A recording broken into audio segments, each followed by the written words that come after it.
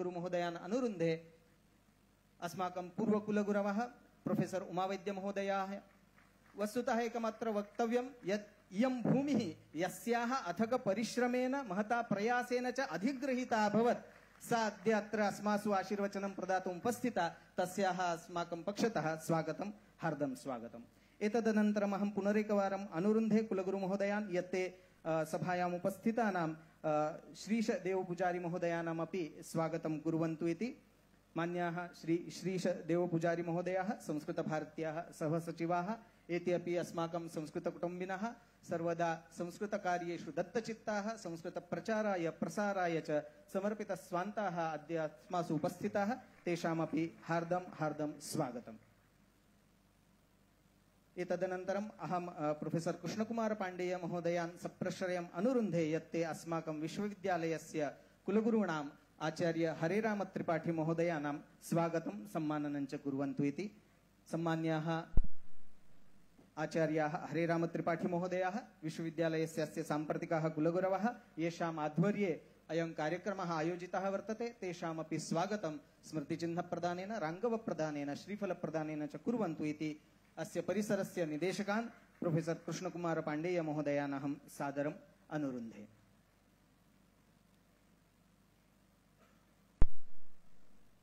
एतदनन्तरम् अहम् अनुरुन्धे सुमित कठाळे महोदयं यत्ते कार्यक्रम समन्वयकस्य प्रोफेसर कृष्णकुमार पाण्डेय महोदयस्य स्वागतं कुर्वन्तु इति।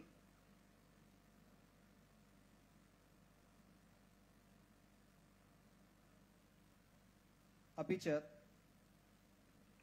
विश्वविद्यालयस्य कुलसचिव महोदयस्य देवानंद शुक्लवर्यस्यापि ते स्वागतं कुर्वन्तु इति अभ्यर्थना सुमित कठाळे महोदयः सम्प्रार्थ्यते यत् तयोः स्वागतम् अत्र करोतु इति।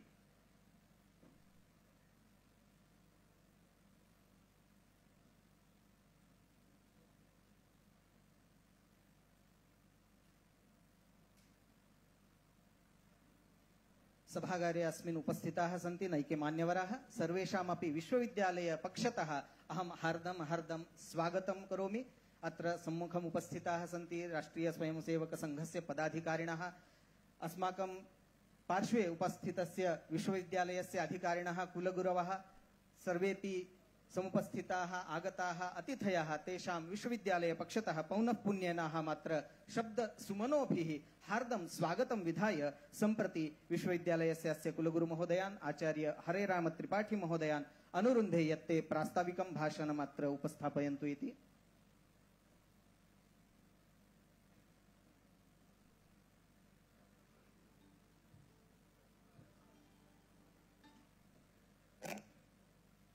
मनोजवं मारुततुल्यवेगं जितेन्द्रियं बुद्धिमतां वरिष्ठं वातात्मजं वानरयूथमुख्यं श्रीरामदूतं शरणं प्रपद्ये।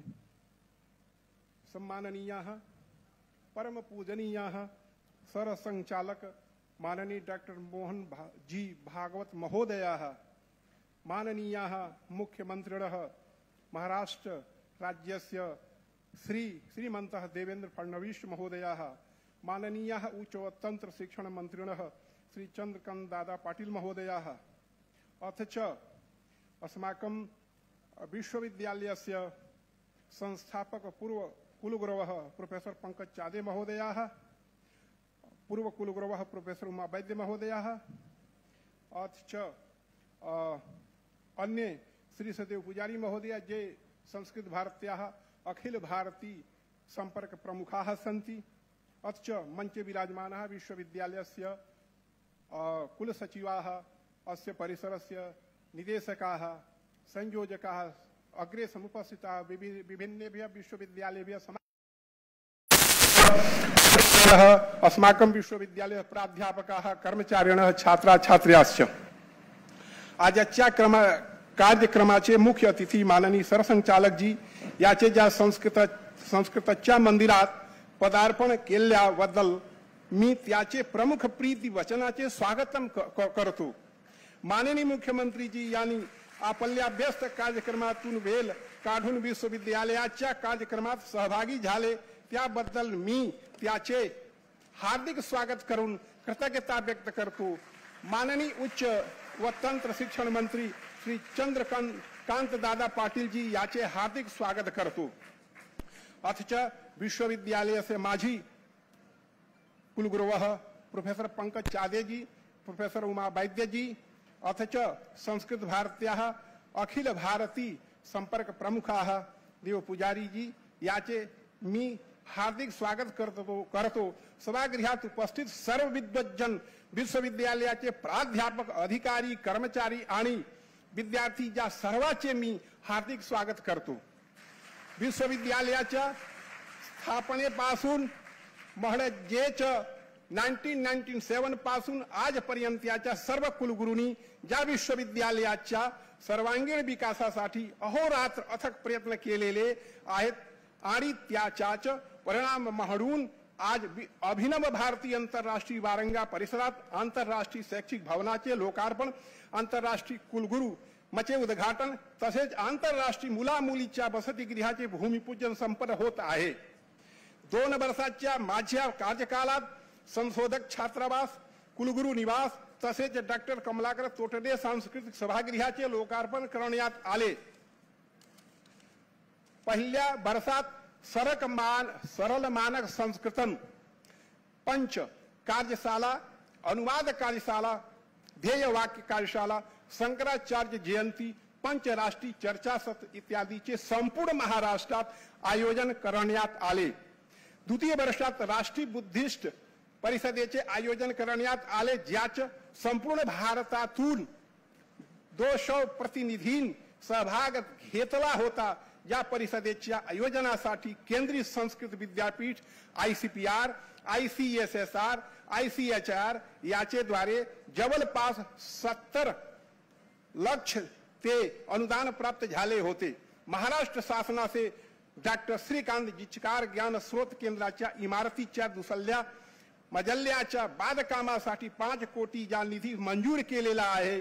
त्याचप्रमाणे परमपूज्य डॉक्टर केशव बलिराम हेडगवार याच्या नावाने शैक्षणिक भवनाचे लोकार्पण, आंतरराष्ट्रीय गुरुकुलमध्ये उद्घाटन, त्याचप्रमाणे मुलामुलीच्या वसतिगृहाच्या नामकरणाचा कार्यक्रम आज संपन्न होत आहे.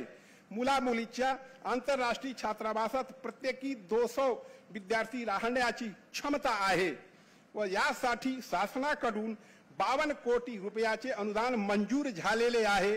यापैकी रुपया 10 कोटी 48 लाख विद्यापीठास प्राप्त झालेले आहेत. त्याचे उपयोगिता प्रमाणपत्र शासनास पाठविण्यात आले आहे. विश्वविद्यालयाच्या प्रस्तावित असलेल्या परियोजनाच्या पूर्ततेसाठी PM उषा अंतर्गत 120 कोटीचा प्रस्ताव तयार करून राज्य शासनाच्या शिफारसीसह केंद्र शासनाच्या शिक्षण मंत्रालयास पाठविण्यात आला आहे.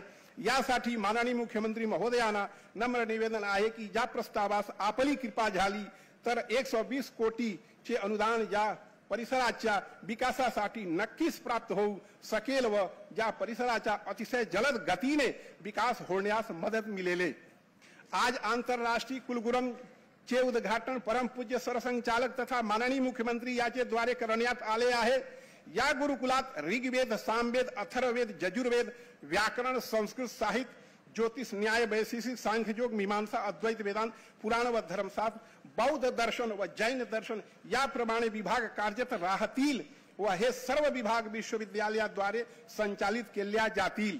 ज्या कुलगुरू मच्या यशस्वी वाटचालीसाठी शिक्षक व शिक्षकेतर पदाच्या पदनिर्मितीला या आकृतिबंधाला शासनाची मान्यता मिळाली अशी अपेक्षा आहे. महर्षी गौतम, कणाद, कपिल, पतंजलि, आद्य शंकराचार्य, रामानुजाचार्य, कुमारिल भट्ट, मुरारी मिश्र, प्रभाकर गुरु, वेदव्यास, मैत्रेयी, अनुसूया इत्यादीच्या नावाने प्राचीन शिल्पशास्त्रानुसार भवनाचे निर्माण करून कुलगुराची स्थापना, आयुर्वेद गुरुकुलम ची स्थापना, आयुर्वेदिक चिकित्सालय, गोनुसंधान केंद्राची स्थापना व 1 से 12 पर्यंत संस्कृत माध्यमातून माध्यमिक गुरुकुलाची स्थापना, गुरुकुल माध्यमिक शिक्षण मंडळाची स्थापना, व्याकरण, न्याय व मीमांसा याच्या शब्दोध प्रक्रिया तसेच पाणिनीयाच्या सूत्राच्या आधारावर संगणकाची उच्च भाषा विकसित करण्यासाठी शास्त्र, संगणक व विज्ञान या विषयाच्या प्राध्यापकाची पदनिर्मिती करून अभिनव भारती आंतरराष्ट्रीय वारंगा परिसरात अनुसंधान केंद्राची स्थापना करले. सनातन तसेच भारतीय संस्कृतीचा विकास करण्याच्या उद्देशाने या परिसराच्या मास्टर प्लॅन मध्ये मंदिर निर्माण प्रस्तावित आहे. खेलो इंडियाच्या नियमानुसार क्रीडांगण, इंडोर गेम ऑडिटोरियम व अन्य आवश्यक क्रीडा सामग्री, कुलगुरू निवास, प्रशासकीय भवन, वन्य 5 शैक्षणिक भवनाची या परिसरात अत्यंत आवश्यकता आहे.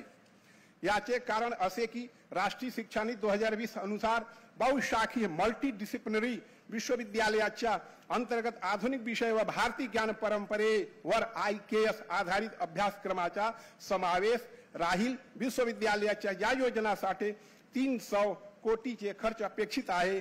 माननीय मुख्यमंत्री महोदय तसेच माननीय उच्च व तंत्र शिक्षण मंत्री महोदयांना नम्र निवेदन आहे की विश्वविद्यालयाच्या विकासासाठी या प्रस्तावित योजनाचा विचार करून प्रस्ताव सादर करण्याची परवानगी द्यावी अशी विनंती करण्यात येत आहे. धन्यवादः. मंचे विराजमाना JKP अस्माकं पूजनीयाः सन्ति तेभ्यः सर्वेभ्यः नमस्कारं विधाय जयतु भारतम, जयतु संस्कृतम, जयतु कवि कुलगुरु कालिदास संस्कृत विश्वविद्यालय, जयतु महाराष्ट्र राज्यम.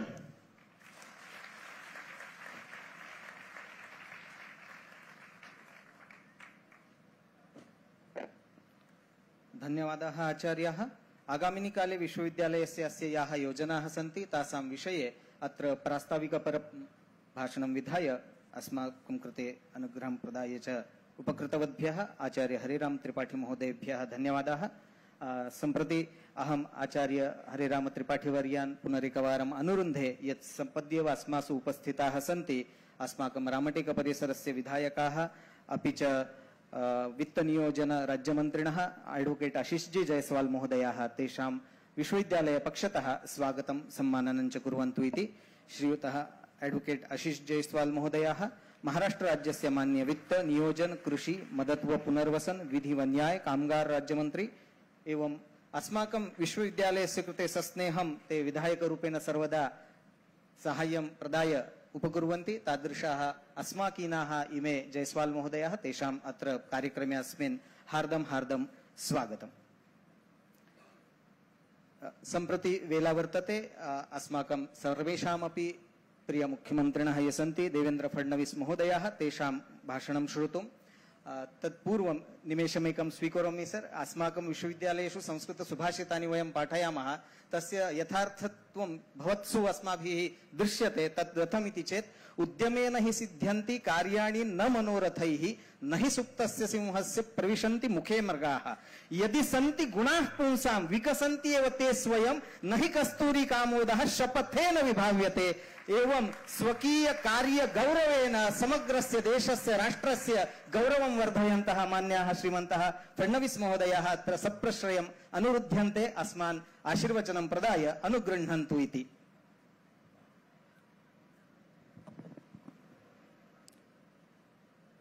आजच्या या अतिशय सुंदर कार्यक्रमामध्ये मंचावर उपस्थित असलेले राष्ट्रीय स्वयंसेवक संघाचे सरसंघचालक परमपूजनीय मोहनजी भागवत, आमचे सहकारी राज्याचे उच्च व तंत्र शिक्षण मंत्री चंद्रकांत दादा पाटीलजी, त्याचप्रमाणे आमचे दुसरे सहकारी राज्यमंत्री आशिष जयस्वालजी,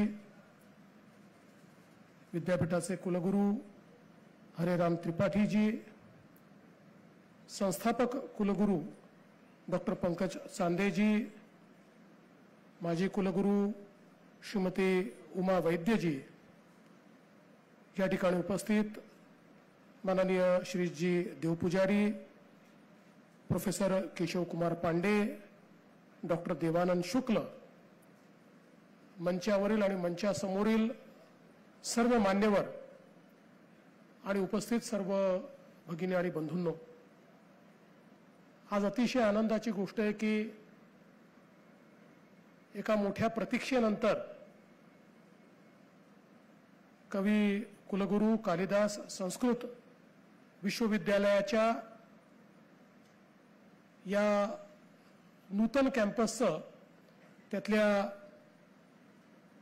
एका इमारतीचं उद्घाटन आणि दुसऱ्या इमारतीचं भूमिपूजन परमपूजनीय मोहनजींच्या हस्ते होत आहे. खरं म्हणजे हे विद्यापीठ खूप प्रयत्नानंतर त्या काळामध्ये स्थापन झालं आणि खऱ्या अर्थानं या ठिकाणी पंकज चांदे सरांचा आणि डॉक्टर श्रीकांत जिचकारांचा उल्लेख केला पाहिजे की या मंडळींनी हे विद्यापीठ स्थापन होण्याकरता खूप पुढाकार घेतला, मेहनत घेतली आणि त्यातून हळूहळू हे विद्यापीठ साकारत गेलं. अर्थातच कवी कुलगुरू कालिदास यांच्या नावानं विद्यापीठ असल्यामुळे ते रामटेकला असावं अशा प्रकारची संकल्पना होती, म्हणून त्याची सुरुवात रामटेकला झाली. पण अर्थात आता जेव्हा त्याला एक वैश्विक स्वरूप द्यायचं आहे आणि त्याचं इंटरनॅशनल कॅम्पस सुरू करायचं आहे, त्यावेळी ते नागपूरसारख्या मध्यवर्ती जागेवर असावं अशा प्रकारचा विचार समोर आला. अर्थात आमच्या आशिष जयस्वालांचा आग्रह होता की रामटेकमध्येच ठेवावं. आम्ही मधला मार्ग शोधून काढला की रामटेक मतदारसंघामध्ये पण नागपूर जिल्ह्यामध्ये आपण ते नागपूरच्या जवळ त्या ठिकाणी ठेवावं. आणि आज त्या काळात दादा आमचे सहकारी होते, आम्ही सगळ्यांनी मिळून ही जागा या ठिकाणी चिन्हित केली आणि आता या कॅम्पसचं उद्घाटन होतं. ही खरोखर मला असं वाटतं अत्यंत आनंदाची गोष्ट आहे.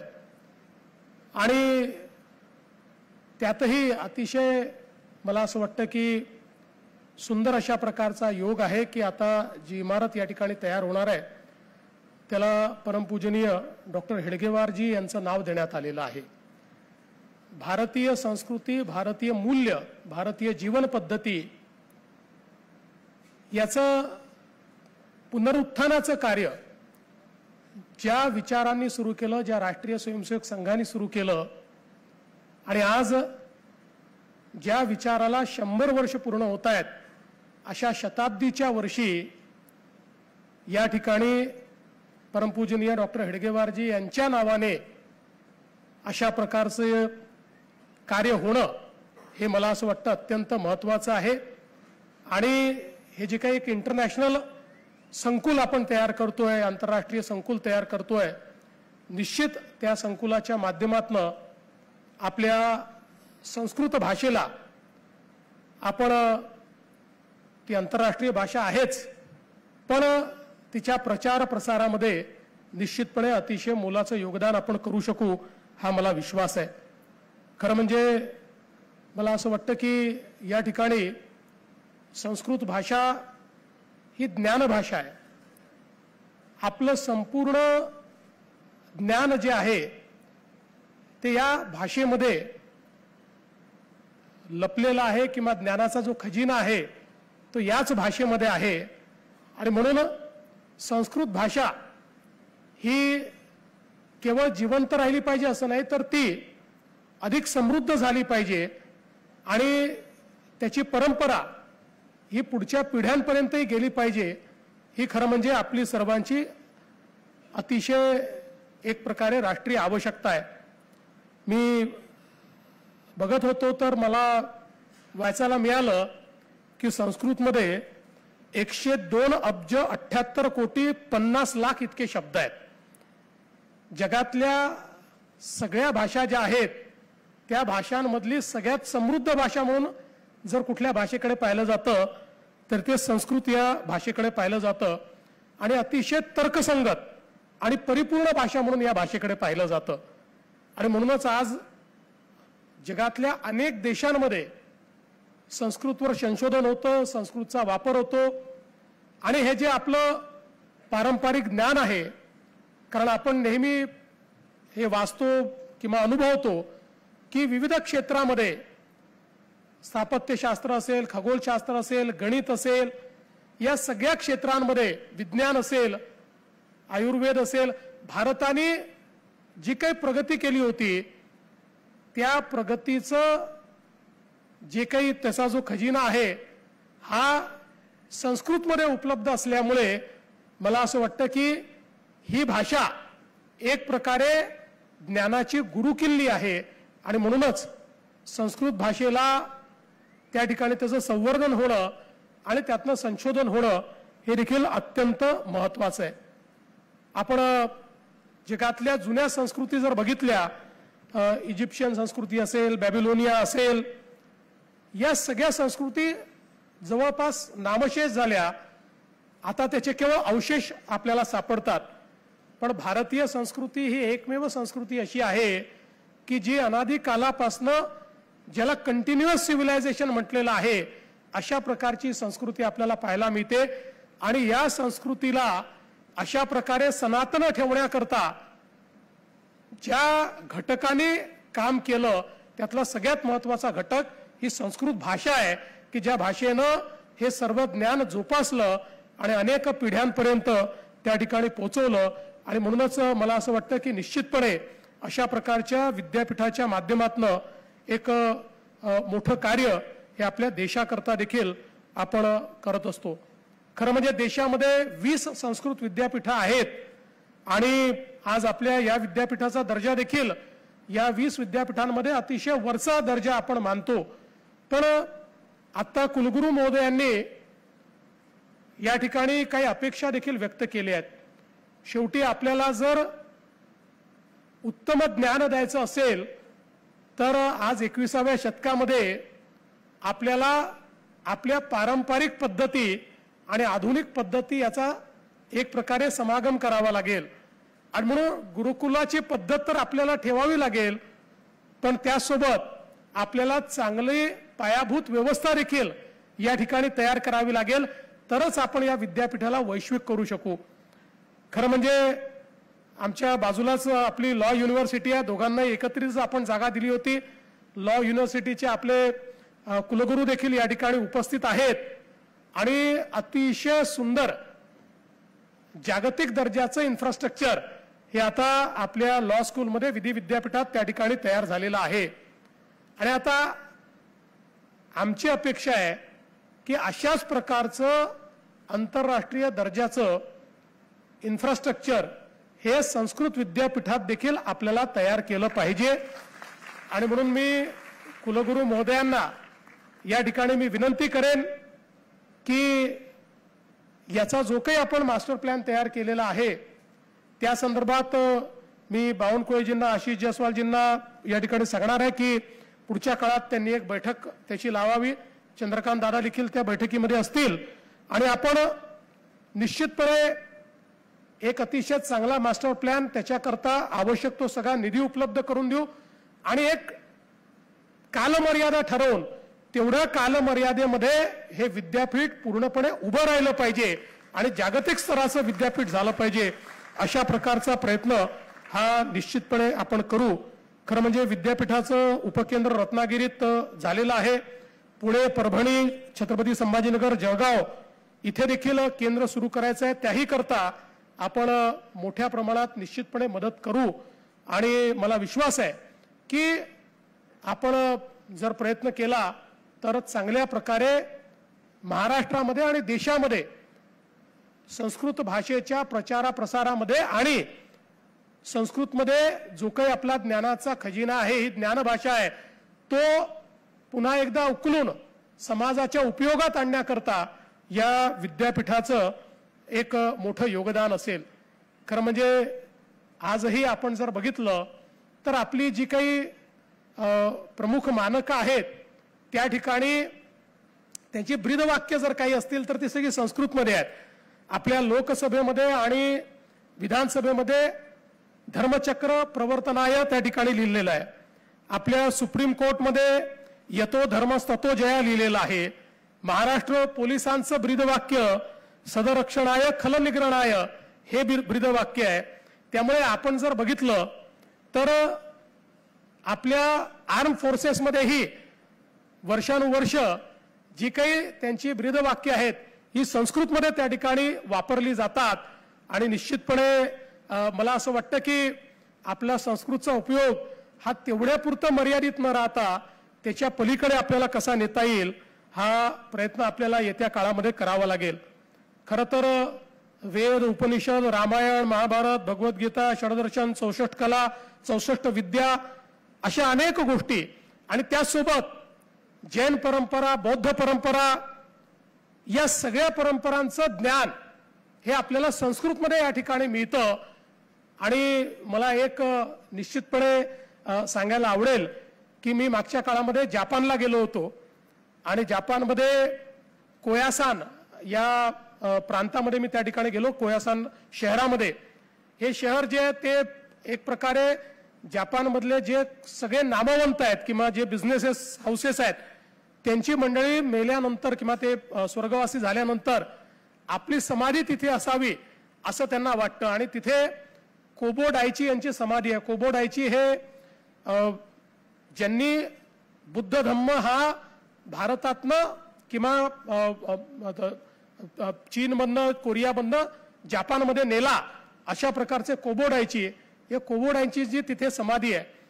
आणि त्या समाधीमध्ये असं मानलं जातं की ते गेले 2,000 वर्ष बोधिसत्व अवस्थेमध्ये तिथे आहेत.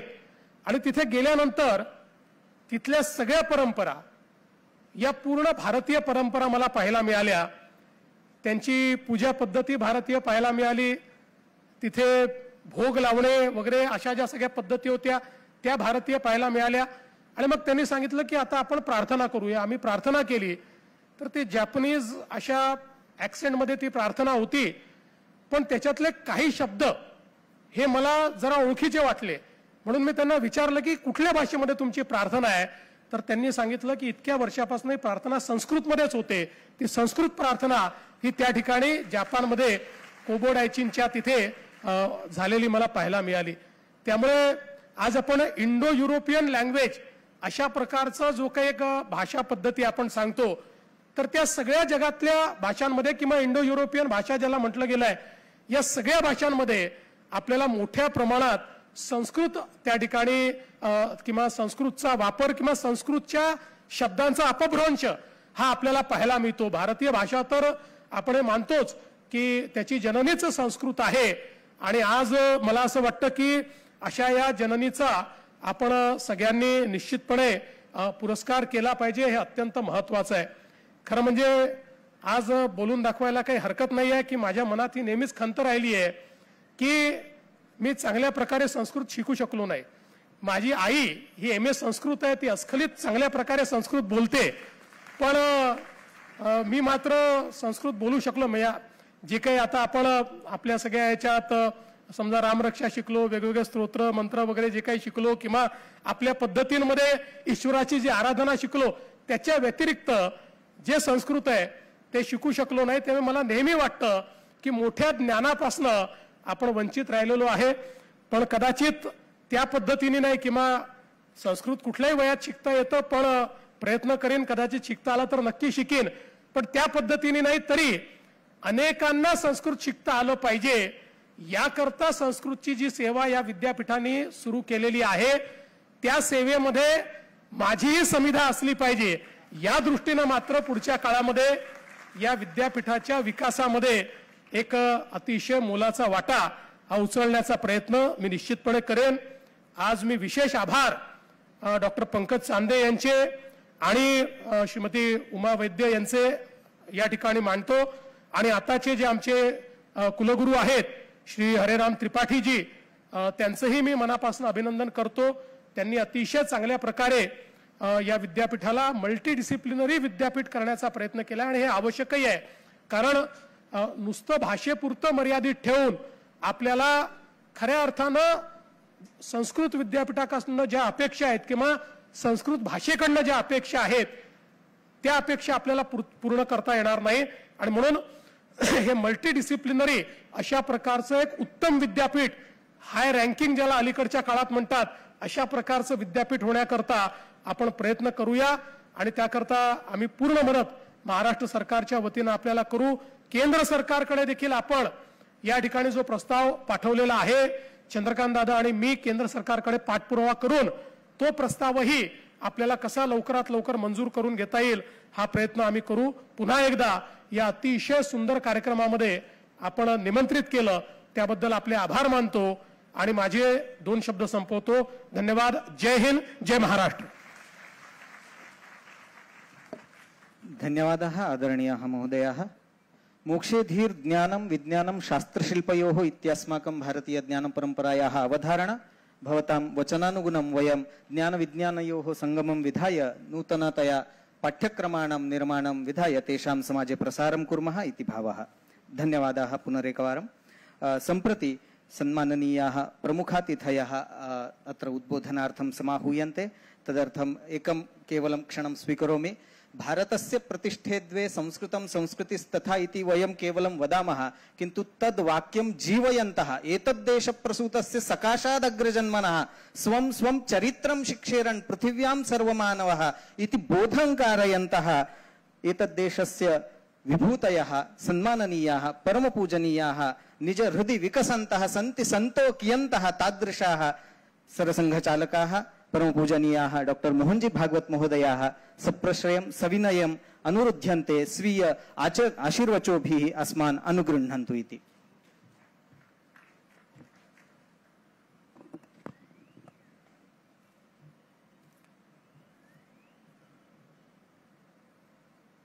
या समारंभाचे विशिष्ट अतिथी आदरणीय देवेंद्रजी, उपस्थित मंत्रीद्वय, आदरणीय जयस्वालजी आणि दादा पाटील, विद्यापीठाचे कुलगुरू महोदय श्रीमान हरिराम त्रिपाठीजी, भूतपूर्व कुलगुरू आदरणीय उमा वैद्यजी, या विद्यापीठाचे पहिले कुलगुरू ज्यांच्या सतत प्रयत्नांमुळे आजचं या विद्यापीठाचं रूप हे आपण पाहू शकतो, ते आदरणीय डॉक्टर पंकज चांदे।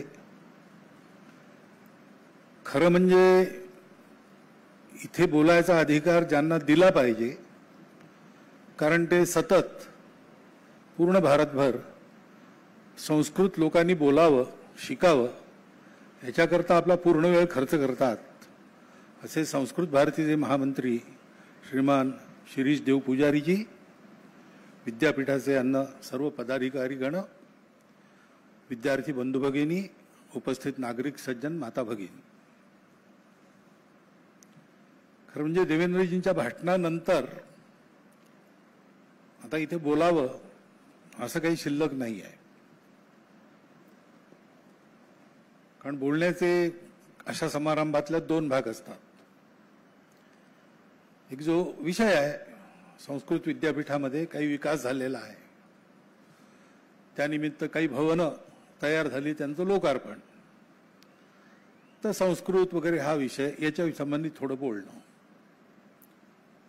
सूत्ररूपात ते सगळं येऊन गेलेलं आहे। आणि हे विकसनशील विद्यापीठ आहे, अजून पूर्ण विकास व्हायचा आहे, त्याच्यामुळे शासनाकडून अपेक्षा असतात, तर त्याचा उल्लेख होतो आणि त्यावर काही सांगावं लागतं। तो अधिकार तर जे शासनात आहेत त्यांचाच आहे आणि त्यांनी त्यासंबंधीही निवेदन केलेलं आहे, त्याच्यामुळे तसं शिल्लक काही नाही। परंतु जो पहिला विषय आहे त्यासंबंधी आपण सगळ्यांनी खूप विचार करण्याची गरज आहे। आज आपण पाहतो परिस्थितीही आपल्याला सांगते आणि देशाचे सूत्रसंचालक लोकही आपल्याला सांगत असतात, विचार कुणाचा काही असो, एका बाबतीत सगळ्यांचं एकमत आहे, भारताला आता आत्मनिर्भर स्वनिर्भर व्हायला पाहिजे। आपल्या बळावर आपली प्रगती होईल, तर ते बळ कोणचं, तर एक बाहेरून दिसणारं बळ असतं, बलबुद्धी विद्या असं ज्याला म्हणतात, ते वाढलं पाहिजे। परंतु या सर्व बलांच्या पाठीमागे प्रत्येकाची अस्मिता असते, त्या अस्मितेतून त्याचं तयार झालेलं चित्त असतं, मन आणि बुद्धी असते, त्याच्या बळावर सगळा विकास, सगळी प्रगती होते। आपल्याकडे अशी एक गोष्ट आहे की नृसिंहावतारात हिरण्यकश्यपूचा वध झाला. देवानी आनंदाने स्वर्गातून पुष्पवृष्टी केली, कारण त्यांना वाटलं की आता हा गेला राजा, त्याच्यामुळे हे राज्य आपल्याकडे येईल. पण ते प्रल्हादाला मिळालं, तो दैत्य वंशातलाच. त्याच्यामुळे इंद्र गडबडला. पण त्यांनी बृहस्पतीने विचारलं आता काय करू. तर बृहस्पती म्हणाले की आता काही करू नको, याचं राज्य चालू दे. हा विष्णू भक्त आहे, सत्शील आहे, सर्व दृष्टीने योग्य आहे. सावकाश काही हजार वर्षांनी जाऊन तू त्याच्याकडून मागून घे काहीतरी. इंद्राने तसं केलं. काही हजार वर्ष प्रल्हादाचं राज्य चालल्यानंतर इंद्र एक दिवस याचकाचा वेश धरून त्याच्या सभेत गेला आणि प्रल्हादाला त्यांनी म्हटलं, महाराज आपली प्रतिज्ञा आहे, जो मागायला येतो त्याला तुम्ही देता, तसं मला द्याल असं वचन द्या.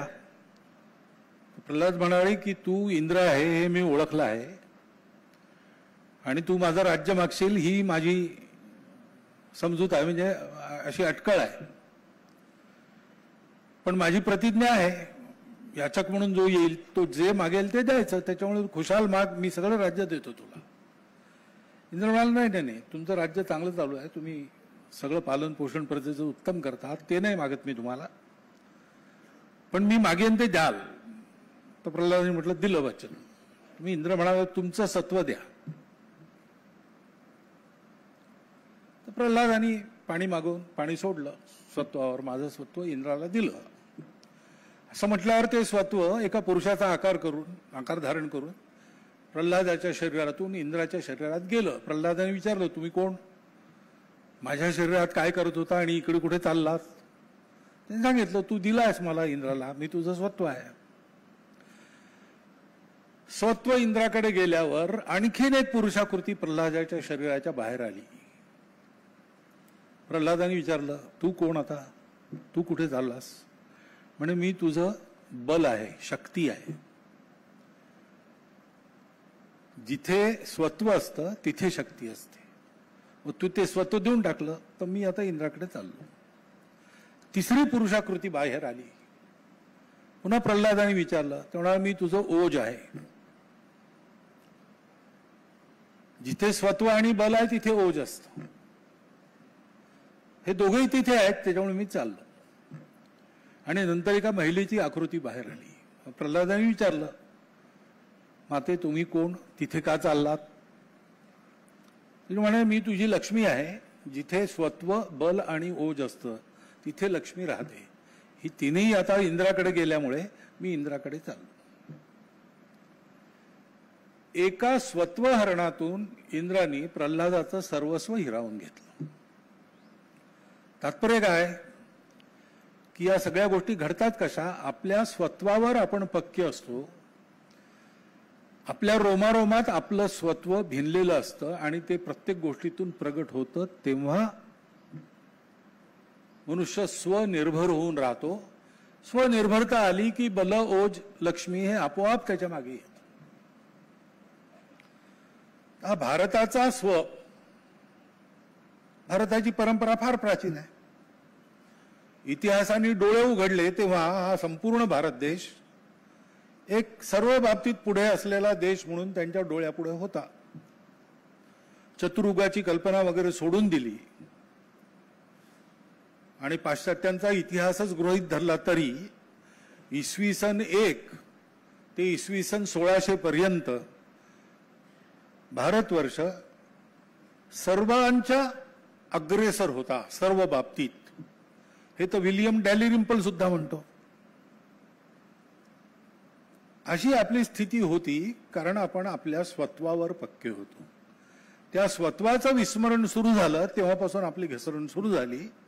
ती घसरण होता होता आपण परकीय आक्रमकांचे भक्ष बनलो आणि त्या परकीय आक्रमकांच्या शेवटच्या म्हणजे आतापासून हे स्वातंत्र्य ज्यांच्याकडून घेतलं आपण, ते आक्रमक असे होते की त्यांनी आपल्या बुद्धीलाही गुलाम करायची एक पद्धत विकसित केली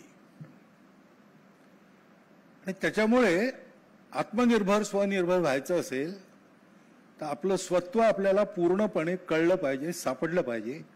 आणि इतकी प्राचीन परंपरा आपल्याकडे विकसित झालेली आहे. तो आपला स्वभाव, भाव असतो. स्वत्व म्हणजे भाव असतो. ती काही मटेरियल गोष्ट नसते, भौतिक वस्तू नसते, जड वस्तू नसते. तो भाव असतो. भाव प्रकट करण्याचं एकच साधन आहे. भाव भाषेतून प्रकट होतो. भाषेतून भाव प्रकट होतो. त्यातून माणसांचा जीवन व्यवहार उभा राहतो आणि त्या जीवन व्यवहाराची फलित असतात. त्या फलितातलं पहिलं फलित पुन्हा भाषाच आहे. जसे भाव असतील, जसा समाजाचा भाव असेल तशी त्याची भाषा असते. मग अगदी सहजपणे पश्चिमेने एक वाक्प्रचार विकसित केला. तो आतापर्यंत चालला, आता तो फेल झालेला आहे. तो म्हणजे ग्लोबल मार्केट. हे काय आहे? जो स्वभाव आहे तो भाषेत प्रगट झाला. आता आपण थोडे प्रगत झालो, आपलं बळ वाढलं, मग जगातले सगळे लोक G20 करता आपल्या देशात आले. आपणही एक आपला वाक्प्रचार फेकला, काय? वसुधैव कुटुंबकम. ते ग्लोबल मार्केट म्हणतात, आपण ग्लोबल फॅमिली म्हणतो. हा फरक कसा आला? हा फरक भावामुळे आला. त्या भावामुळे भाषा बदलते. भाषा आहे त्या भावाचं फलित आहे. हे चक्र, भाषेतून भाव, भावातून व्यवहार, व्यवहारातून भाषा, भाषा हे चालू असतं. आणि त्याच्यामुळे आपली ही परंपरा, आपला हा भाव विकसित करणारी किंवा जिच्या आधाराने विकास झाला ती भाषा संस्कृत आहे. ती कळली पाहिजे सगळ्यांना. आणि तो भाव कळून त्याच्या आधारावर जीवन व्यवहार झाला तर त्यातून संस्कृतचाही विकास होईल. देशकाल परिस्थितीनुसार भाषेचाही विकास होत असतो. प्रचंड विकास जो भारताने भूतकाळात केला होता त्याच्या आधारावर सगळ्यात जास्त संपदा शब्दांची असलेली भाषा संस्कृत झाली. ती भाषा जननी सुद्धा झाली. जगातल्या अनेक भाषांचं मूळ संस्कृतमध्ये आहे. सर्व भारतीय भाषांची ती जननी आहे. ती आणखी विकसित होईल, पण ती जीवन व्यवहारात आली पाहिजे. म्हणजे ती आपल्याला बोलता आली पाहिजे. केव्हाही ग्रंथातलं बोलणं हे कमी लोकांना जमतं कोणत्याही भाषेत. जीवन व्यवहारातली भाषा ही बोली असते. त्या बोलीभाषेत सगळे लोक बोलतात. तर संस्कृत भाषा ही शास्त्राची भाषा आहे. त्याचंही अनुसंधान हे झालं पाहिजे. आणि त्यातून उत्पन्न होणारे जीवन व्यवहाराचं फलित पुन्हा ती भाषा समृद्ध होणे असलं पाहिजे. ती बोलचालीची भाषा झाली पाहिजे.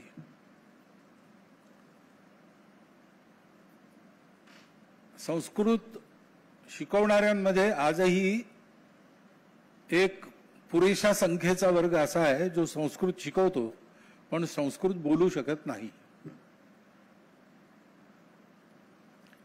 मी स्वतः संस्कृत भारतीच्या लिखित परीक्षा शेवटच्या परीक्षेपर्यंत उत्तीर्ण केल्या चांगल्या प्रकाराने. पण मी त्याचा अभ्यास करत नसल्यामुळे बोलायचा मला असा अस्खलित बोलता येत नाही. संस्कृतमध्ये 4 वाक्य इकडून 4 वाक्य तिकडून बोलतो. कोणी बोललं तर मला समजतं. त्याच्यामुळे हे संभाषण याचा अभ्यास झाला पाहिजे. त्याकरता संस्कृत विद्यापीठातून संस्कृतची पदवी घेतली पाहिजे हे आवश्यक नाहीये. देवेंद्रजीने म्हटलं की जितके स्तोत्र तेवढंच मला माहिती आहे. पूजा विधी वगैरे मधलं संस्कृत, संघाची प्रार्थना त्यांना माहिती आहे. पण त्यातही त्याचा जर आपण विचार केला तर आपल्याला त्यात संस्कृत सापडतं. रामरक्षा पाठ आहे तर रामो राजमणी सदा विजयते हा जो श्लोक आहे भो रामम अमुद्धर पर्यंत, त्यात प्रथमा ते संबोधन सगळ्या विभक्ती राम शब्दाच्या आहेत. रामो राजमणी सदा विजयते रामम रमेशं भजे रामेणाभिहता रामेणाभिहता निशाचरजमुं रामाय तस्मै नमः। रामान् नास्ति परायणं परतरं रामस्य दासोऽस्म्यहं रामे चित्तलय सदा भवतु मे भो राम। आता तुम्हाला माहित असेल, हे सगळ्यांच्या लक्षात आणून द्या, कारण संस्कृत भाषा कळत नाही, संस्कृत वाचनात नाही, पण परंपरेने पाठांतर असलेली घरं पुष्कळ आहेत. अशा काही उपायातून ही संस्कृत घरोघर पोहोचणे, त्याचं संभाषण होणे, हे जर आपण केलं, कारण हे तर बरोबरच आहे की या संस्कृत भाषेचा विकास आता सुरू झालेला आहे पुन्हा, आणि त्याला राजाश्रय पाहिजे. आत्मनिर्भर भारत उभा करण्यामध्ये शासनही असतंच, तर भारताचं स्वत्व पुन्हा जागृत करण्यामध्ये भारतीयांच्या सगळ्या भाषांचा विकास आणि त्या भाषांची जननी आणि सगळा भारतीय ज्ञान परंपरेचा निधी ज्यात साठवलेला आहे, ती संस्कृत भाषा, ती सुद्धा राजाश्रित झालीच पाहिजे, आणि ती होते आहे. पण नुसतं त्यांनी भागत नाही. भाषा राजाश्रित असली तरी ती लोकाश्रित असावी लागते, आणि त्याच्यामुळे संस्कृत विद्यापीठ या भागात झाल्याने संस्कृताचं शिक्षण खूप चांगल्या रीतीने होईल. त्याच्या आधारावर भारतीय ज्ञान परंपरेचं अनुसंधान होईल. भारताच्या स्वत्वाची जागृती या विद्यापीठाच्या संपर्कात असणाऱ्या सगळ्यांमध्ये होईल. तशी या सगळ्या परिसरामध्ये हळूहळू संस्कृत ही बोलचालीची भाषा झाली पाहिजे. याकरताही काही प्रयत्न होऊ शकले तर ते कसे करता येतील याचा विचार केला पाहिजे. कारण संस्कृत जाणणे म्हणजे भारत जाणणे आहे. भारतीय परंपरा, सगळ्या परंपरा भारतातल्या सांगितलं आता, वैदिक, जैन, बौद्ध अशा सगळ्या संस्कृतामध्ये आहेत. पाली, अर्धमागधी या सुद्धा भाषा आहेत, सगळ्याच भारतीय भाषा आहेत. पण संस्कृत मूळ ज्यांना माहिती आहे ते कोणतीही भाषा फार लवकर समजू शकतात, शिकूही शकतात. त्यामुळे या विद्यापीठावर एक फार मोठी जबाबदारी सुद्धा येते. हे विद्यापीठ आता चांगलं उभं राहत आहे, त्याला राजाश्रयही मिळणार आहे, तर संस्कृतला लोकाश्रय मिळावा याकरता सुद्धा काही प्रयत्न हे या विद्यापीठातर्फे झाले पाहिजेत. त्याचा विचार होईल, आणि असं विद्यापीठ एक उभं झाल्यानंतर त्याचे जे जे चांगले परिणाम व्हायचे ते सगळे परिणाम होत आहेत हे आपण सगळे अनुभवू, आणि सगळे येत्या 5-10 वर्षामध्ये साकार होईल अशी अपेक्षा आहे.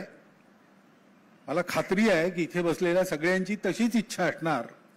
ती इच्छा आपली लवकरात लवकर फलद्रूप होवो अशी शुभकामना माझ्यासहित मी सर्वांना देतो आणि माझे 4 शब्द समाप्त करतो. नूनम उपकृताः वयं श्रीमतां तत्र भवतां अनुग्रह वचोभिः सादरं निवेदये यत् अस्माकं विश्वविद्यालयस्य ब्रीदमेव वर्तते संस्कृतं सर्वसंसेव्यं भविष्यं संस्कृताश्रितं नवोन्मेष नवाचाराः समाश्रितपरम्पराः परमपूजनीयानां सूचनानुगुणं वयं लोकाश्रयत्वं यथा प्राप्तं स्यात् तदर्थं नूनं प्रयतामहे. पुनरेकवारम् अत्र आगत्य अस्मान् स्वीय आशीर्वचोभिः उपकृतवन्तः तेभ्यः सम्मानित सरसंघचालकेभ्यः विश्वविद्यालय पक्षतः भूयो भूयाः धन्यवादाः. सम्प्रति औपचारिक कार्तज्ञ निवेदनाय अत्र अहं प्रोफेसर कृष्णकुमार पाण्डेय महोदय निवेदये यत् ते औपचारिकं कार्तज्ञ निवेदनं कुर्वन्ति. नमो नमः. मुखं करोति वाचालं पङ्गुं लङ्घयते यत्कृपातमहं वन्दे परमानन्दमाधवं. नमः सभाभ्यः सभापतिभ्यश्च कार्यक्रमे लोकार्पण समारोह कार्यक्रमेऽस्मिन् सर्वेषां स्वागतम्. सर्वमान्यवराणां सर्व उपस्थितानां सादरं नमस्कारः, अभिनंदनं आणि स्वागत.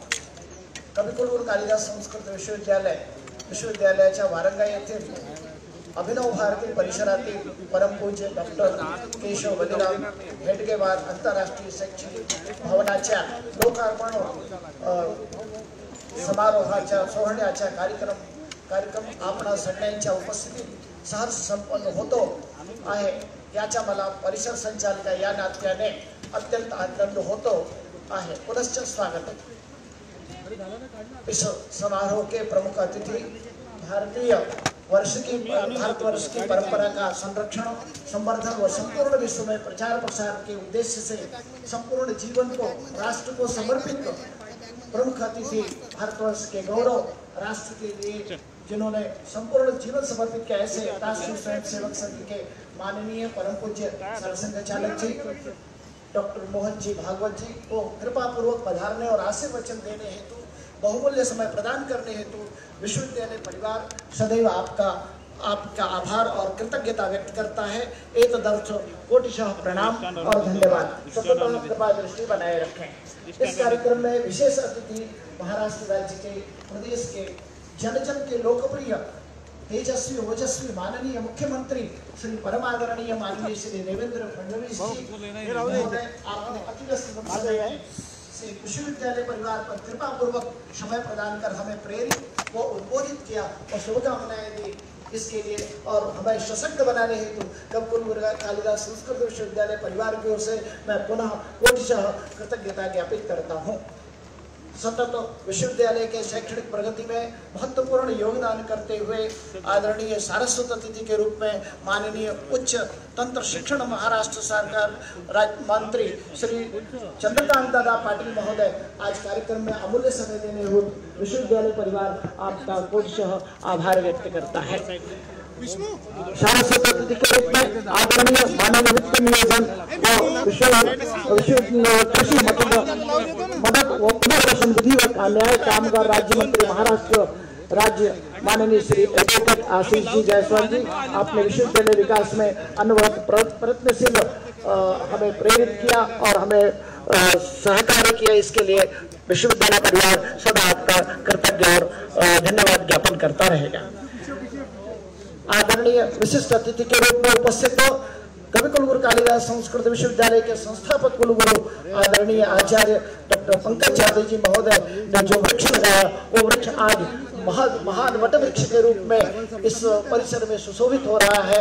मैं ऐसे महोदय को अपना समय अमूल्य समय देने के लिए और आशीर्वाद देने के लिए, उपस्थित होने के लिए कोटिशः प्रणाम करते हुए धन्यवाद देता हूँ। विशिष्ट अतिथि के रूप में उपस्थित इस परिसर की स्थापना की मुख्य भूमिका में मेरे पूर्व कुलगुरु आचार्य डॉक्टर उमा वैद्य महोदय का बहुत ज्यादा योगदान रहा। मैं आपने जो बीज लगाया मैं उसका भी साक्षी रहा, आज जो हो रहा है उसका भी साक्षी हूँ।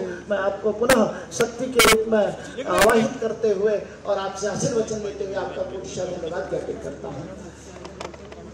आदरणीय संस्कृत भारती के महामंत्री आदरणीय श्री श्री पुजारी जी, आप अहर्निश संस्कृत प्रचार प्रसार और संवर्धन के लिए पूरे भारत में रहते हैं। मैं आपके प्रति, आपने इस समारोह में उपस्थित होकर इस समारोह की शोभा बढ़ाई और हमें आशीर्वचन दिया, इसके लिए आपका कोटिशः धन्यवाद और आभार व्यक्त करता हूँ। इस परिसर में के कुलसचिव डॉक्टर देवानंद